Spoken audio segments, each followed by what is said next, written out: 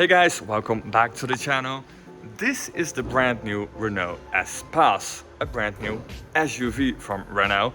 In this video, I'm going to show you everything you need to know about this new car. I'm going to show you the interior and the exterior. I'm going to tell you what's happening here under the bonnet.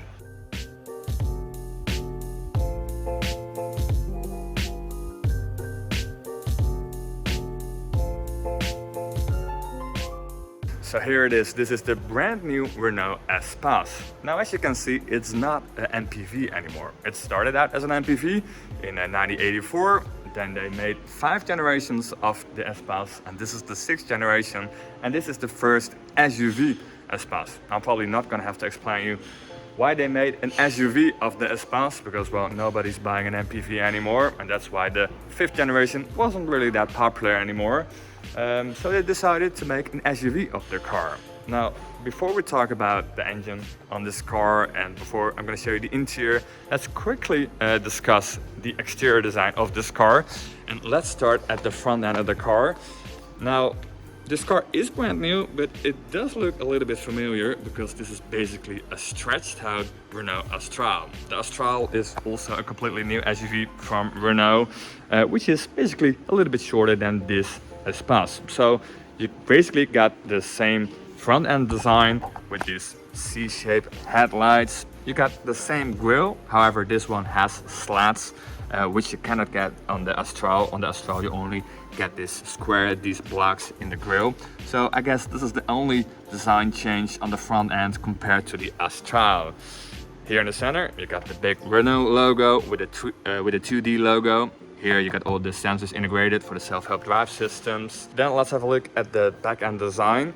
The car, by the way, is 4 meters and 72 centimeters long, which makes it actually a little bit shorter than the previous generation Espace, actually 14 centimeters, which is quite a lot. Here you got the 4Control logo.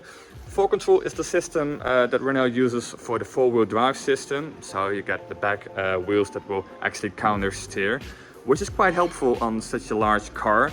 According to Renault, this car, if you have the 4Control system, has a turning circle from a Renault Clio. So again, quite helpful.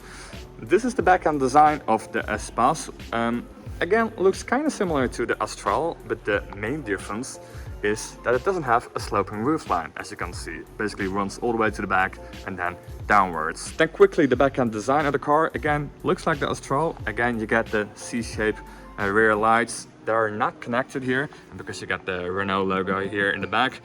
Just if you go a little bit lower, you can see the Espace logo is written out in full. The E is golden color, just like the E-Tech hybrid logo here.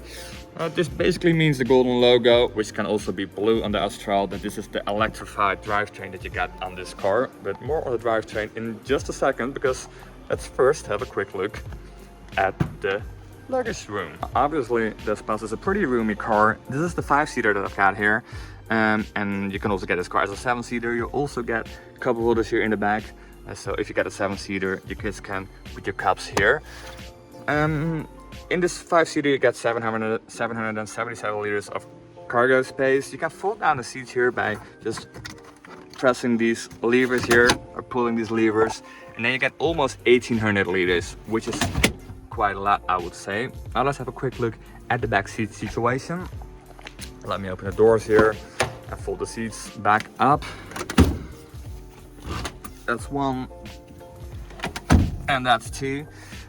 These seats are actually movable, about 22 centimeters, so you can pull them up and then go a little bit backwards.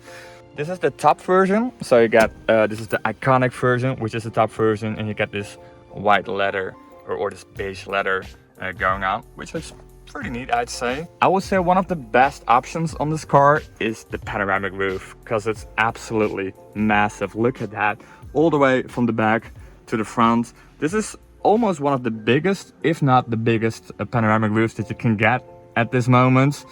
It is an option, but I would definitely go for it if I had this. If I would go for this car. So I would say the 4Control system and the panoramic roof are the options that you need to have if you want to get an Espace. Here in the back, also some USB-C ports. Basically, all the USB ports in this car are modern USB-C ports. Now let's have a look at the interior.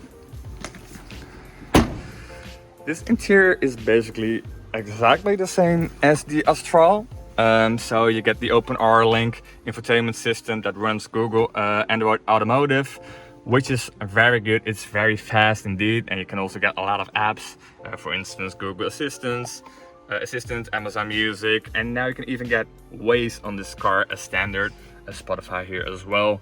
And like I said, it's just a really fast infotainment system.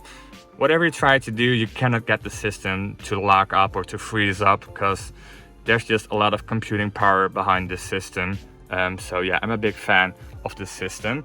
You get two screens here. They're both about 12 inch. You got a vertical one, you got a horizontal one, and you got a vertical one.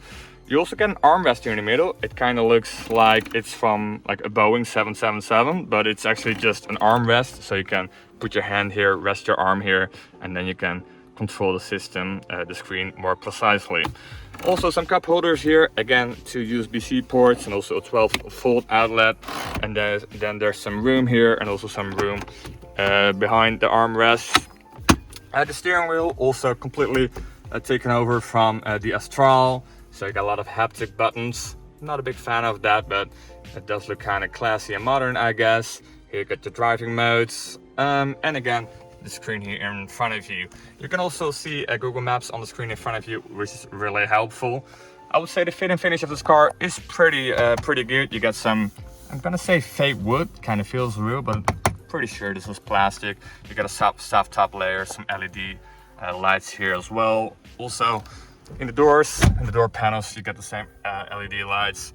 And this car has the Harman Kardon sound system. Haven't tried it yet, but I'm sure it's pretty good. We got some a glove compartment here. That is basically it. So let's quickly mention the powertrain on this car. As you could see on the back of the car, it says E-Tech, which means this car has the E-Tech powertrain that we already know from other models from Renault, like the Clio, the Kadjar, or even the Nissan Juke or the Dacia Jogger. However, this is the 1.2 version with a turbo, not the 1.6 without a turbo. It produces 130 horsepower, the 1.2 three-cylinder, but this car also has two electric motors, bringing the power up to 200 horsepower, which is probably plenty for a car like this.